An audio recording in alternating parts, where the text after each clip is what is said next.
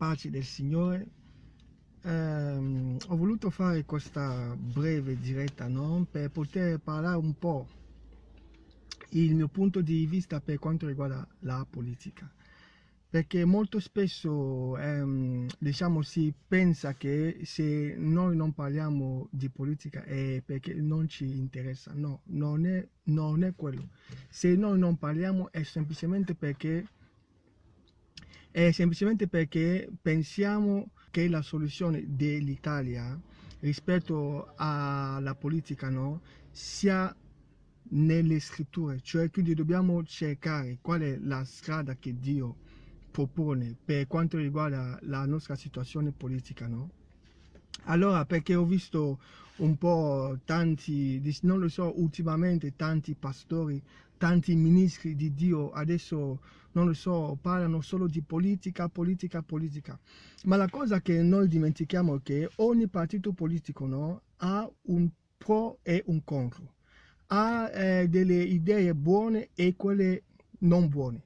Perciò quando diciamo io sono di questo partito politico, no, noi stiamo semplicemente sostenendo tutto il partito politico, che sia quello che dicono di buono, che sia quello che dicono di sbagliato.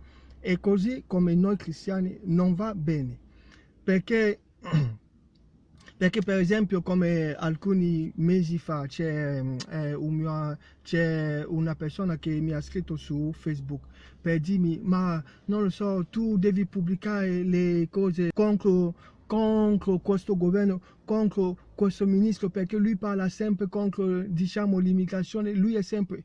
Io le ho detto: guarda, io veramente il mio profilo non è e non sarà mai per la politica, perché io sono stato chiamato a predicare il Vangelo, a predicare l'amore. Se cominciamo a dire io sono di questo partito politico, io sono di quell'altro, sarà soltanto guerre. Cioè, quindi, no? Diciamo che non questo comporteranno solo guerre tra i credenti, perché che lo vogliamo o no, una volta che soprattutto ministri di Dio sostengono un partito politico, no, e lo fanno notare a tutti, che lo vogliono o no, questo ha già portato alla divisione.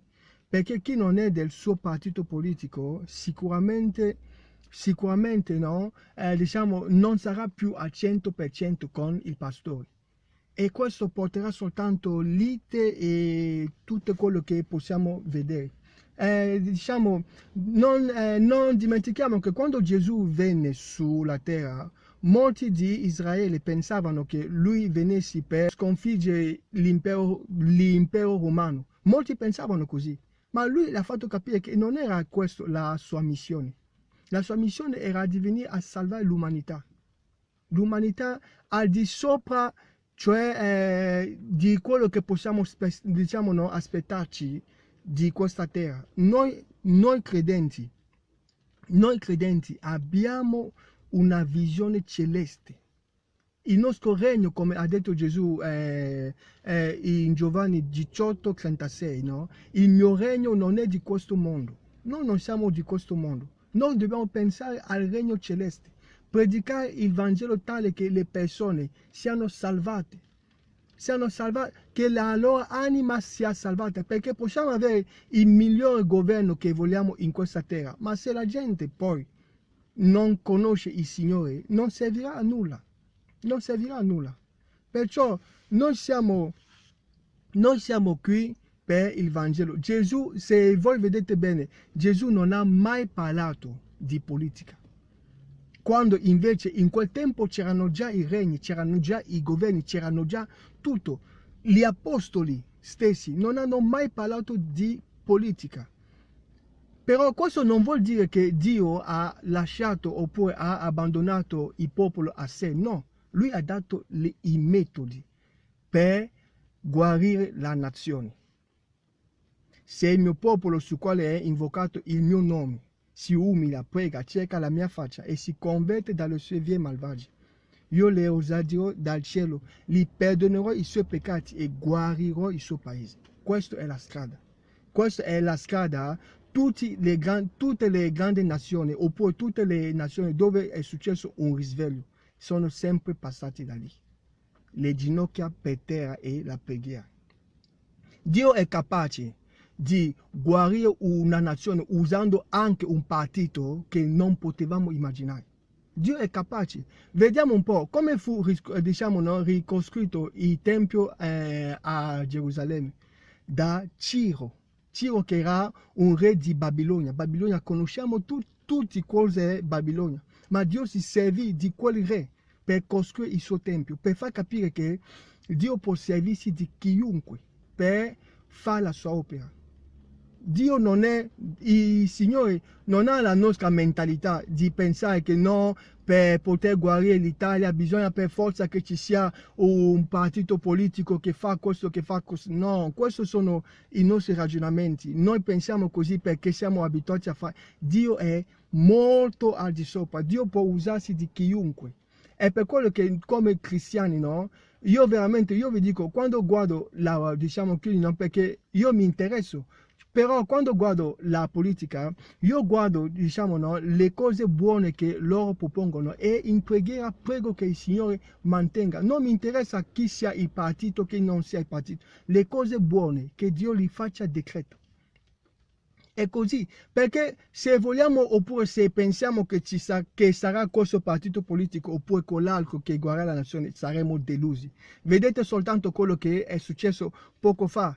Cioè, non lo so, vediamo partiti politici che tempo fa si litigavano, che non potevano mai essere insieme e poi alla fine, perché vogliono la poltrona, perché vogliono governare, si mettono insieme. E questa è la politica, che lo vogliamo o che lo crediamo, così funziona la politica.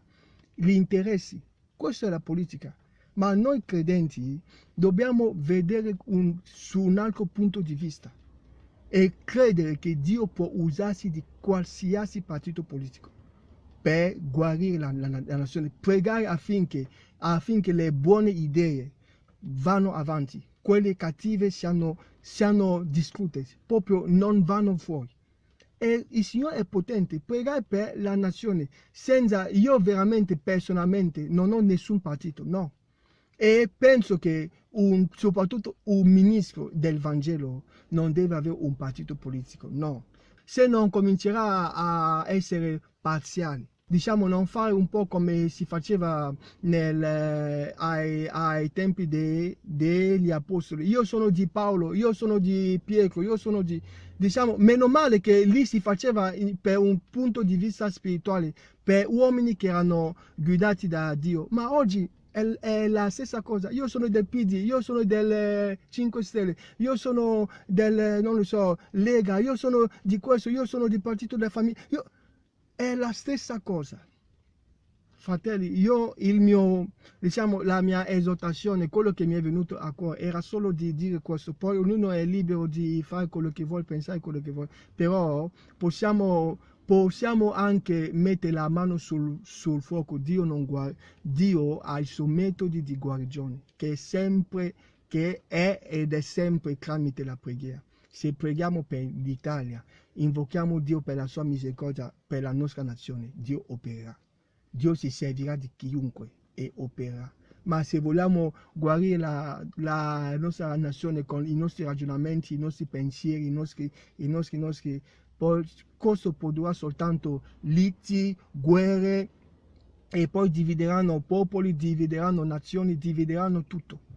Che Dio vi benedica e veramente questa è la mia preghiera. Alziamoci, preghiamo per la nostra nazione, per la nostra bella nazione, che Dio veramente possa benedirla ancora di più e poi magari se siamo interessati alla politica, guardiamo le idee, lasciamo stare questo partito non politico, guardiamo le idee e quelle buone, preghiamo che vengano, che proprio possano essere stabiliti come decreti per il bene comune, perché quello che conta alla fine non è il partito che sta governando, è la nostra vita, quelle dei nostri figli.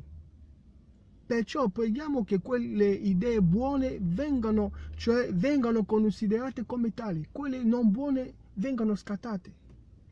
Che Dio vi benedica e alla prossima. Pace, pace.